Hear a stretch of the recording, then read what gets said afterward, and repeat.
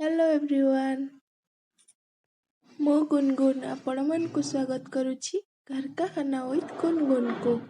आज मु आपनको पई चिकन कसा रेसिपी नेके आछि जहाँ आपण रोटी पराठा और राइस सबुथिरे खाई परिबे।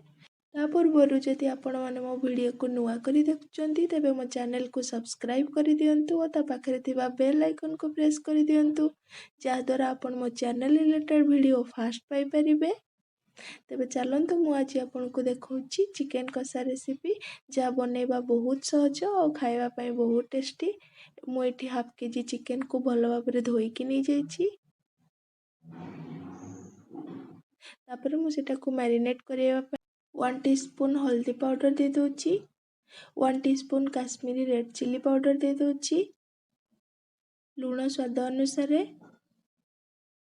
और गोटे फाळ लेंबू को एमती चिपुड़ी ता रस नहीं जाउछि और 2 टीस्पून सोरिष तेल दे दोछि। सोरिष तेल द्वारा टेस्ट बहुत भलो आसे तो आपको मु भलो भाबरे मिक्स कर दोछि।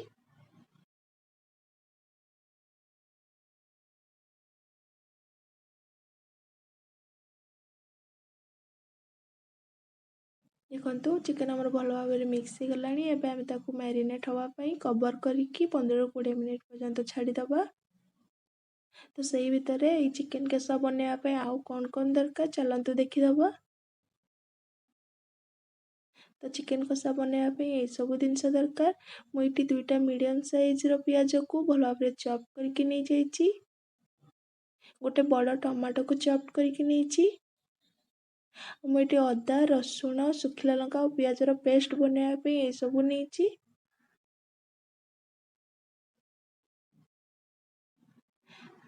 आ मु एठी 5 रु 6 टी कंचा लंका नैछि। आपण केते राग खांती से अनुसार कम बा बेसी करि परिबे। आ मु एठी 1/4 कप चॉप्ड कोरिएंडर लीव्स नैछि और सोरिष तेल नैछि। और एठी मु Kashmiri red chilli powder 1 teaspoon नैछि, धनिया पाउडर 1 टीस्पून नैछि, चिकन मसला 1 टीस्पून नैछि और मु एठी गरम मसला पाउडर हाफ टीस्पून नैछि। और मु एठी गोटा गरम मसला किछि नैछि, तेजपत्र गोटे, दालचीनी गोटे इंच नैछि, 2टी लवंग और 3टा गोलमरीच। मु एठी हल्दी पाउडर नैछि, लूण नैछि और मु एठी 2 टेबल स्पून दही नैछि। तेबे चलंतु आमे जो अदा रसुण सुखिला लंका और पियाज को रखिथिले तार आमे स्मूथ पेस्ट बनै दबा। आपण चाहिले टिके पानी भी ऐड करि परिबे।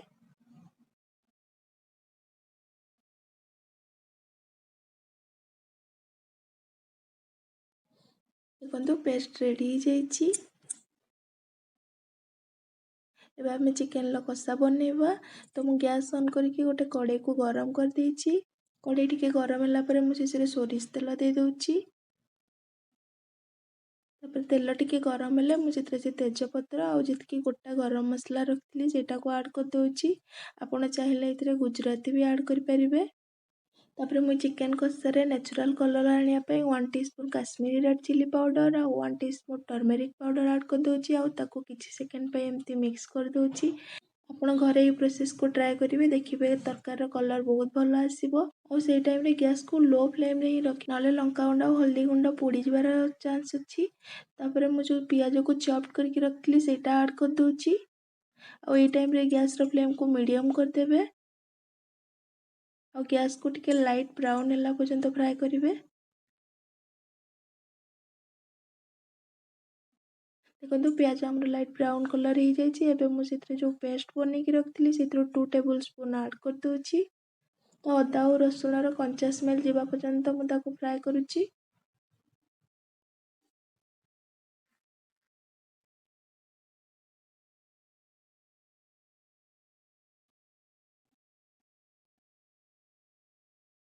एबे मु सेतरे जो ग्रीन चिली रखिथिली सेटा ऐड कर दोछि और लंकार मझिरो टिके चिरी देकी ताको सेमती ही रखिथिबे। तापर मु जो ग्राइंडर रे मसला बनेइथिली सेतरे टिके पानी ऐड कर देकी सेतरे ऐड कर दोछि और ताको आउ टिके टाइम पे फ्राई कर दोछि।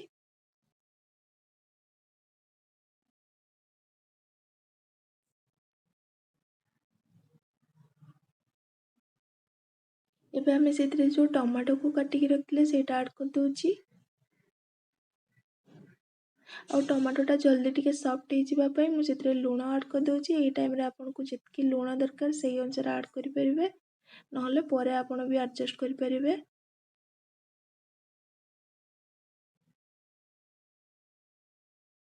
ତାପରେ ଟମାଟୋ ଆମର ସଫ୍ଟ ହେଇସାରିଲା ପରେ ମୁଁ ସେଥିରେ ଯେଉଁ 1 ଟିସ୍ପୁନ୍ ଧନିଆ ପାଉଡ଼ର ରଖିଥିଲି ଆଡ଼୍ କରୁଛି, ଆଉ 1 ଟିସ୍ପୁନ୍ ଚିକେନ୍ ମସଲା ଆଡ଼୍ କରିଦେଉଛି। ଏହାଦ୍ୱାରା ଏହାର ଟେଷ୍ଟ ବହୁତ ଭଲ ଆସିବ। ତାପରେ ସବୁକୁ ଭଲ ଭାବରେ ମିକ୍ସ କରିଦେଉଛି ଆଉ ତାକୁ କିଛି ସେକେଣ୍ଡ ପାଇଁ ଟିକେ ଫ୍ରାଏ କରିଦେଉଛି। ମସଲା ଆମର ଭଲସେ ହେଇଗଲାଣି। ଏବେ ମୁଁ ଯେଉଁ ଚିକେନକୁ ମ୍ୟାରିନେଟ୍ ହେବା ପାଇଁ ରଖିଥିଲି, ଦେଖନ୍ତୁ ତାର କଲର୍ କେତେ ଭଲ ଆସିଛି, ସେଇଟା ମୁଁ ଆଡ଼୍ କରିଦେଉଛି। ଆଉ ସବୁକୁ ଭଲ ଭାବରେ ମିକ୍ସ କରିଦେଉଛି।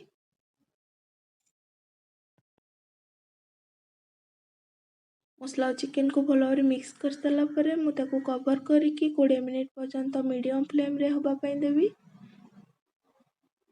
ଯେ ଯାଏଁ ଆମର ଚିକେନଟା ସିଝି ନଯାଇଛି।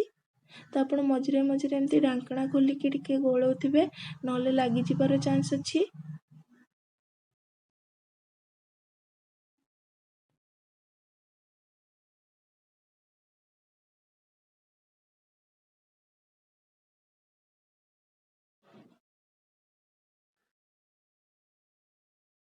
ତ ଏଥିରେ ଆଉ ପାଣି ଆଡ଼୍ କରିବେନି, କାହିଁକିନା ଚିକେନରୁ ଏମିତି ବି ପାଣି ବାହାରେ, ଆଉ ସେଇଥିରେ ହିଁ ସେଇଟା ଆସ୍ତେ ଆସ୍ତେ ସିଝିବ। 15ରୁ 20 ମିନିଟ୍ ହେଇଗଲାଣି। ତାପରେ ମୁଁ ସେଥିରେ ଯେଉଁ 2 ଟେବୁଲ୍ ସ୍ପୁନ୍ ଦହି ରଖିଥିଲି ସେଇଟା ଆଡ଼୍ କରିଦେଉଛି, ଆଉ ତାକୁ ଭଲ ଭାବରେ ମିକ୍ସ କରିଦେଉଛି। ଆଉ କଭର୍ କରିବା ଦରକାର ନାହିଁ, ଆମେ ଏମିତି ହିଁ ଏଟାକୁ ଆଉ 5 ମିନିଟ୍ ପର୍ଯ୍ୟନ୍ତ ଫ୍ରାଏ କରିବା। ଯେହେତୁ ଏଇଟା ଆମର କଷା ବନେଇବାର ଅଛି, ଆମର ଏଥିରେ ବିଲକୁଲ ପାଣି ରଖିବାନି, ଏଟାକୁ ଡ୍ରାଏ ବନେଇବାର ଅଛି। ତ ଏଇ କଷାର ଆଉ ଯେଉଁ ଟିକେ ପାଣି ଦେଖାଯାଉଛି, ଡ୍ରାଏ ହେଲା ପର୍ଯ୍ୟନ୍ତ ଆମେ ଚିକେନଟାକୁ ଆଉ ଟିକେ ଟାଇମ୍ ପାଇଁ କୁକ୍ କରିବା।